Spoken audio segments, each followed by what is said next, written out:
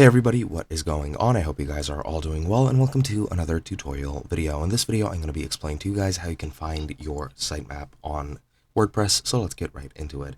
Now, sitemaps are basically used for a couple of different things, usually integrating ads and other alternative things on your site, or third-party things, which you do need your sitemap for, and for purposes such as indexing to the Google search engine, using the search console, etc., etc. So let me show you guys how you can find this, since it is really important. Now, I won't be able to show you exactly since I don't have the paid subscription to WordPress, which is needed for this. I don't have Jetpack active, which is also pretty needed, but I'll do my best to show you guys what you can do. Now, if you're using the new classic version of WordPress, which I am not, you can go into tools and then marketing, and then you'll be able to find it. You might be able to find it in advertising as well, but as you can see, I don't have anything here since, well, again, I am on the free version.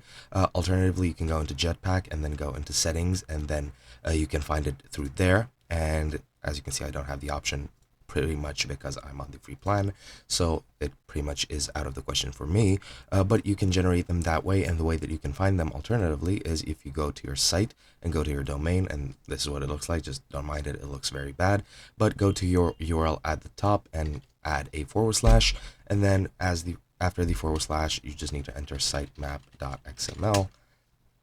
And as you can see, this is the file that appears. However, I'm pretty sure that this shouldn't be the XML sitemap. It might be, I might be wrong about it. So if this is what you're looking for, then that is pretty much it.